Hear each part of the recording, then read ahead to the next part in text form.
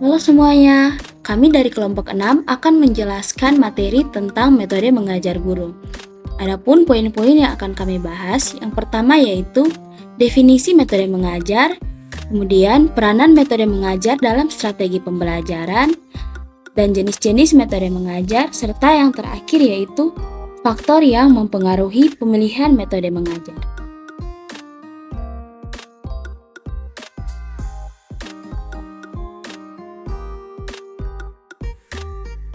Baik teman-teman, di sini kita akan membahas materi yang pertama yaitu definisi metode mengajar. Metode berarti jalan atau cara yang harus dilalui untuk mencapai tujuan tertentu. Sedangkan metode mengajar adalah cara yang digunakan guru dalam kegiatan belajar mengajar dengan tujuan memudahkan peserta didik menerima bahan ajar atau materi belajar. Metode mengajar yang dikembangkan dalam proses belajar mengajar merupakan interaksi antara guru dan siswa dengan mengacu pada tujuan yang telah ditentukan sebelumnya. Dengan metode pembelajaran yang efektif, maka siswa akan mudah mengerti dan memahami segala sesuatu yang disampaikan oleh guru dalam proses pembelajaran di dalam kelas. Dalam proses belajar mengajar yang baik, hendaknya mempergunakan berbagai jenis metode mengajar secara bergantian antara pembelajaran yang satu dengan metode pembelajaran yang lain. Tugas guru adalah berbagi metode yang tepat untuk menciptakan proses belajar mengajar yang dapat menumbuhkan minat belajar siswa. Guru hendaknya dalam menciptakan dan menerapkan metode pembelajaran dengan baik agar siswa dapat memahami dan mengerti segala apa yang disampaikan oleh guru dalam kelas sehingga dapat meningkatkan pemahaman bagi siswa dalam proses pembelajaran. Seorang guru hendaknya banyak menguasai berbagai macam metode pembelajaran sehingga guru dapat dengan mudah menyampaikan segala sesuatu dalam proses belajar mengajar sehingga siswa dapat dengan mudah memahami segala apa yang disampaikan oleh guru. Baik, kita masuk pada materi yang kedua yaitu peranan metode mengajar dalam strategi pembelajaran. Nah, peranan metode mengajar ini sebagai alat untuk menciptakan proses mengajar dan belajar. Dengan metode ini diharapkan tumbuh berbagai kegiatan belajar siswa sehubungan dengan kegiatan belajar guru. Dengan kata lain, terciptalah interaksi edukatif.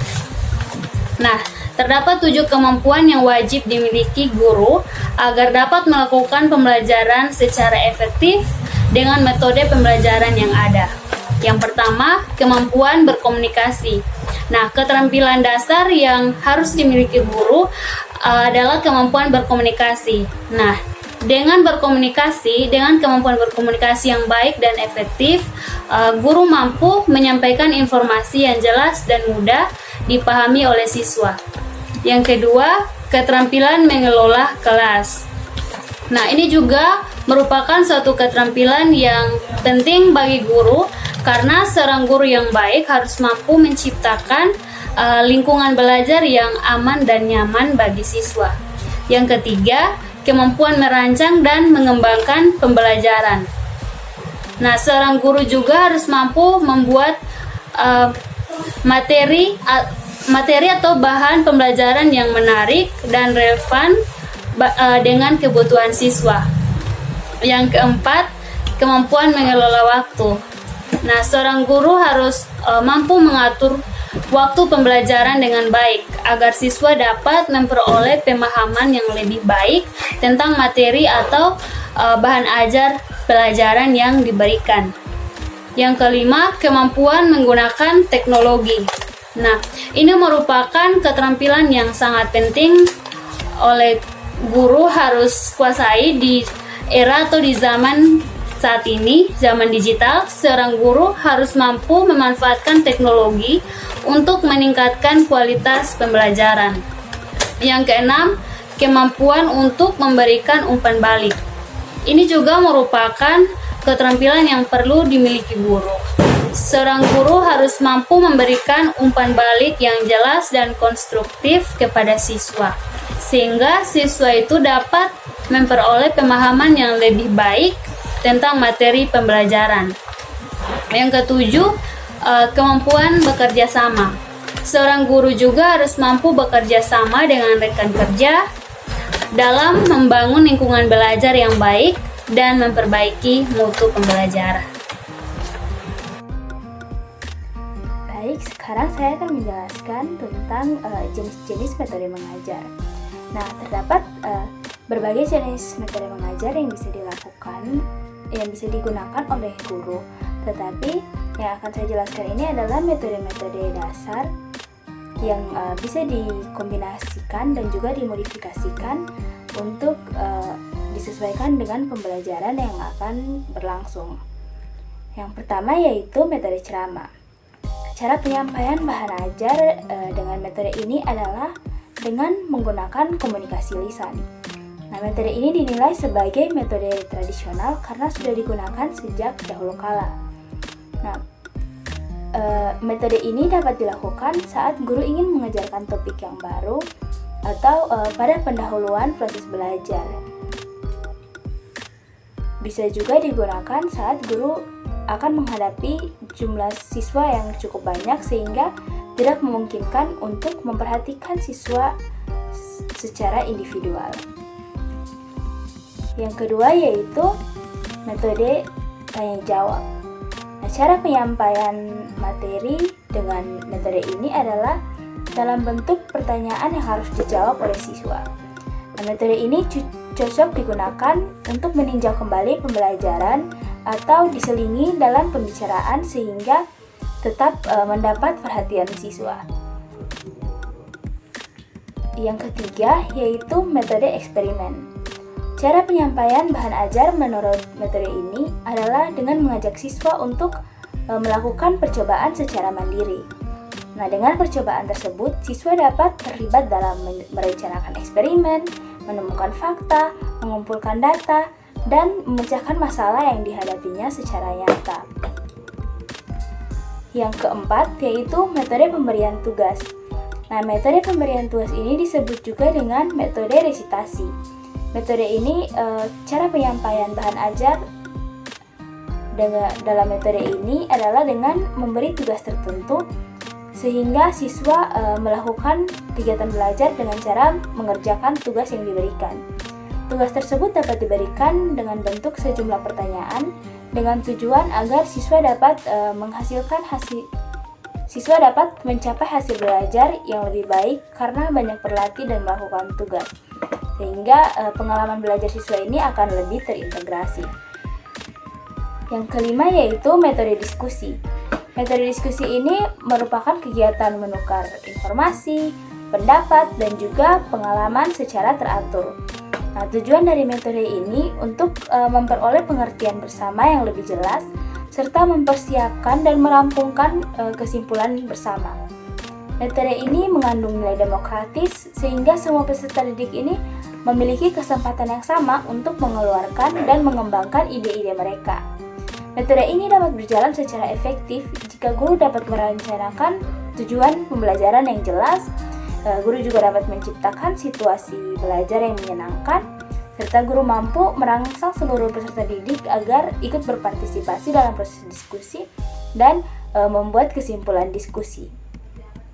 Yang keenam adalah metode demonstrasi. Nah, penyampaian bahan ajar dengan metode ini adalah dengan menunjukkan kepada siswa suatu proses, situasi, atau benda tertentu yang dipelajari baik secara nyata maupun tiruan disertai dengan penjelasan lisan. Jadi, untuk menggunakan metode ini, guru harus memiliki keahlian khusus sehingga guru akan mempraktikkan secara langsung dan peserta didik akan melakukan pengamatan induktif untuk mempelajari sesuatu. Yang ketujuh yaitu metode latihan. Metode latihan disebut juga dengan metode training, yaitu suatu cara ajar untuk menanamkan kebiasaan-kebiasaan tertentu kepada siswa sebagai sarana untuk memelihara kebiasaan-kebiasaan yang baik. Nah, metode ini digunakan untuk memperoleh suatu ketangkasan, ketepatan, kesempatan, dan juga keterampilan. Metode yang terakhir yaitu metode karya wisata. Nah, metode karya wisata ini adalah metode dengan cara mengunjungi objek-objek tertentu seperti museum, pabrik, taman, perpustakaan, dan lainnya. Nah, dengan menggunakan metode karya wisata ini, siswa dapat mengamati berbagai objek secara dekat dan juga menghayati pengalaman baru dengan turut berpartisipasi dalam kegiatan serta mendapat informasi yang lebih luas dan aktual. Masih banyak lagi metode mengajar dan pemilihan metode mengajar ini didasarkan pada tujuan pembelajaran khusus yang telah dirancang oleh guru. Untuk memilih metode mengajar, guru harus mempertimbangkan setiap karakteristik metode, kebutuhan siswa, materi yang akan disampaikan, dan juga fasilitas yang memadai, serta kemampuan guru dalam menguasai metode-metode tersebut. Demikian materi dari saya. Baik, di sini saya akan menjelaskan tentang faktor yang mempengaruhi pemilihan metode mengajar. Menurut Darmadi, faktor-faktor yang mempengaruhi pemilihan metode mengajar yaitu yang pertama, siswa atau peserta didik. Jadi guru perlu menyesuaikan pemilihan materi sesuai dengan jenjang pendidikan yang dia ajar. Misalnya dia mengajar anak SD, jadi dia memilih pembelajaran yang lebih mudah dipahami, lebih mendasar agar dapat dipahami oleh peserta didik itu sendiri. Yang kedua, tujuan pembelajaran yang akan dicapai. Jadi guru perlu membuat suatu strategi pembelajaran dan memiliki tujuan pembelajaran agar pembelajaran yang dibuat dapat sesuai dengan apa yang telah dia rencanakan. Yang ketiga itu faktor materi pembelajaran. Jadi guru juga perlu memilih metode pembelajaran yang tepat agar mampu memberikan arahan praktis kepada siswa dalam mengatasi tingkat kesulitan atau suatu materi pembelajaran tersebut. Yang ketiga itu situasi belajar mengajar. Jadi guru harus memilih metode mengajar yang sesuai dengan situasi dalam pembelajaran tersebut agar menciptakan suasana yang aktif, dapat tidak membuat siswa bosan dan lain sebagainya. Yang kelima itu fasilitas belajar mengajar. Jadi perlu adanya fasilitas yang memadai agar dapat memudahkan guru dalam membuat suatu pembelajaran yang aktif dan baik, agar berfungsi juga untuk memudahkan proses pembelajaran dan pemenuhan kebutuhan dalam proses pembelajaran. Yang keenam itu kesanggupan guru.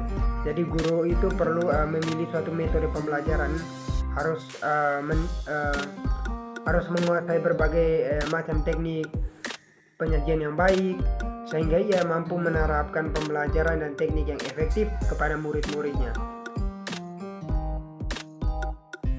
Baik, selanjutnya menurut Anas, faktor-faktor yang mempengaruhi pemilihan metode pembelajaran yaitu yang pertama faktor peserta didik, sama seperti yang tadi saya jelaskan bahwa peserta didik itu juga menjadi salah satu faktor utama karena perbedaan jenjang, latar belakang peserta didik, dan tingkat intelektual peserta didik itu juga menjadi salah satu faktor agar guru dapat menyesuaikan dengan pembelajaran yang akan diberikan kepada mereka. Dan yang kedua itu faktor dinamika kelas. Faktor dinamika kelas ini dibagi lagi seperti adanya jumlah peserta didik yang ada dalam kelas, karakter yang ada dalam kelas tersebut, maksudnya karakter siswa yang berbagai macam karakter yang ada dalam kelas, dan kelompok yang dominan dalam kelas, dan bagaimana performa siswa dalam menanggapi setiap materi yang diberikan guru di dalam kelas itu tersebut. Jadi itu merupakan beberapa faktor dinamika kelas yang perlu disesuaikan oleh guru agar dapat membuat pembelajaran berjalan dengan efektif dan membuat siswa lebih mengerti dan memahami materi yang dibawakan oleh guru tersebut. Yang ketiga itu sama seperti yang di atas, yaitu faktor ketersediaan fasilitas pembelajaran. karena fasilitas juga salah satu faktor pendukung dalam suatu pembelajaran agar dapat memudahkan guru dan membuat siswa lebih bersemangat dalam memulai pembelajaran dan keberlangsungan pembelajaran. Yang keempat itu faktor tujuan pembelajaran yang hendak dicapai. Sama juga seperti yang di atas, yaitu guru perlu membuat tujuan pembelajaran yang akan dicapai agar setiap pembelajaran itu sesuai dengan apa yang telah dirangkum oleh guru tersebut. Yang kelima, faktor materi pembelajaran. Jadi guru itu perlu menyusun materi pembelajaran yang sesuai dengan kurikulum dan sesuai juga dengan apa yang dibutuhkan oleh siswa. Dan yang keenam itu faktor alokasi waktu pembelajaran. Jadi guru juga perlu memilih metode pembelajaran yang tepat dan memperhitungkan ketersediaan waktu. Jadi seperti rancangan belajar yang baik, penggunaan alokasi dan waktu yang dihitung secara terperinci agar pembelajaran berjalan dengan dinamis, tidak ada waktu terbuang tanpa arti, seperti membuang-buang waktu karena sibuk menjelaskan tanpa memberikan pertanyaan dan membuat siswa dalam kelas aktif. Itu merupakan salah satu faktor alokasi waktu dalam pembelajaran. Baik, yang ketujuh itu faktor kesanggupan guru. Jadi memilih suatu metode pembelajaran harus pun menimbang dari kesanggupan guru itu sendiri.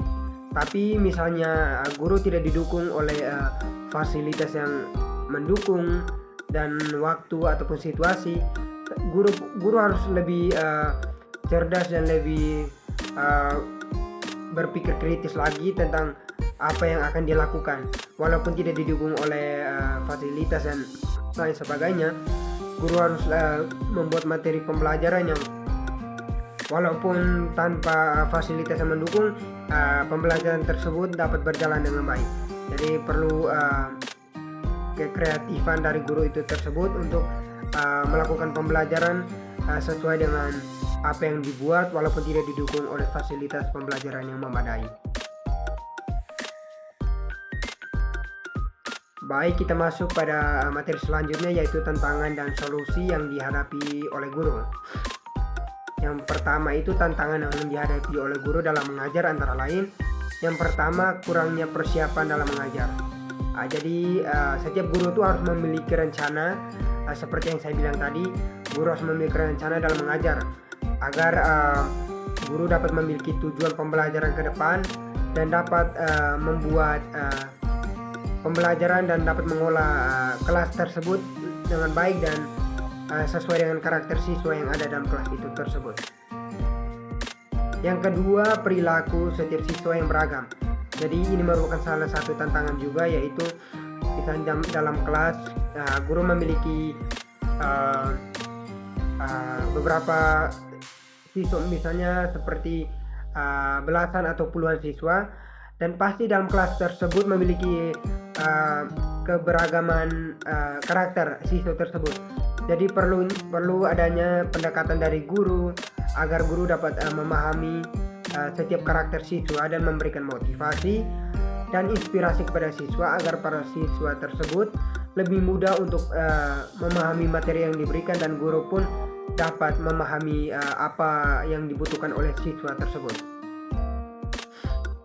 Tantangan yang ketiga yaitu kurangnya terampil dalam penggunaan teknologi. Jadi ini merupakan salah satu tantangan kepada guru agar guru harus mampu menguasai teknologi yang dapat digunakan dalam suatu pembelajaran yang modern, seperti penggunaan multimedia dan aplikasi edukasi. Seperti yang sekarang kita sebagai mahasiswa lakukan, yaitu pembelajaran menggunakan alat bantu infocus agar dapat memudahkan pembelajaran, dapat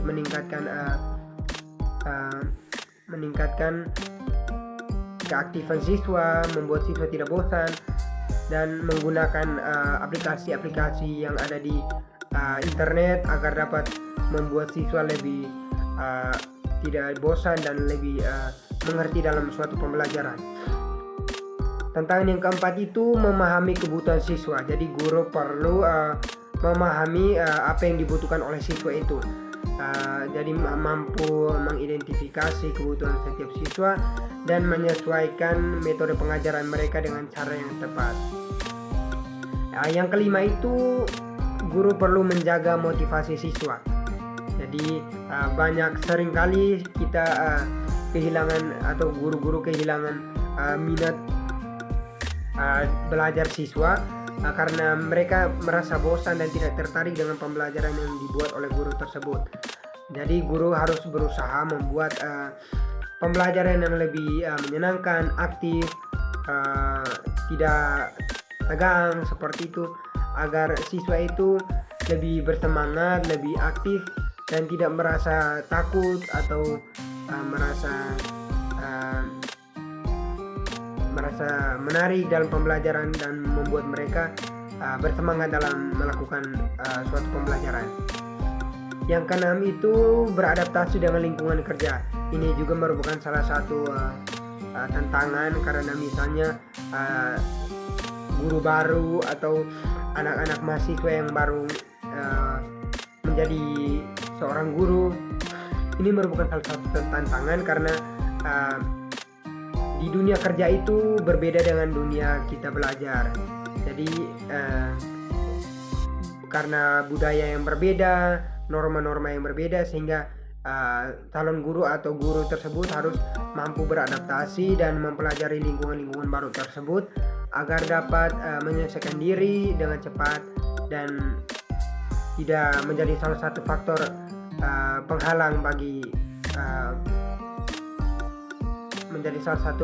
penghalang untuk membawakan materi kepada anak-anak. Baik, guru di era digital juga menghadapi sejumlah tantangan. Jadi beberapa tantangan utama yang mereka hadapi itu salah satunya perubahan dalam metode mengajar. Jadi semakin berkembangnya teknologi dan perkembangan zaman, ini mengubah cara para guru memperoleh dan menyampaikan informasi. Jadi guru juga harus perlu beradaptasi dengan perkembangan teknologi tersebut agar pengajaran dapat membuat pengajaran yang lebih interaktif dan memanfaatkan alat-alat teknologi seperti video slide dan multimedia lainnya. Dan yang kedua itu tantangan pengolahan waktu. Jadi dalam era digital, guru dapat dengan mudah terjebak dalam penggunaan teknologi dan terlalu banyak menghabiskan waktu di depan layar. Jadi perlu adanya pengelolaan waktu yang lebih tepat dan bijak, termasuk dalam menyusun bahan ajar yang sesuai dengan kurikulum dan menyediakan umpan balik kepada siswa. Tantangan yang ketiga itu kesenjangan akses dan kesenjangan digital.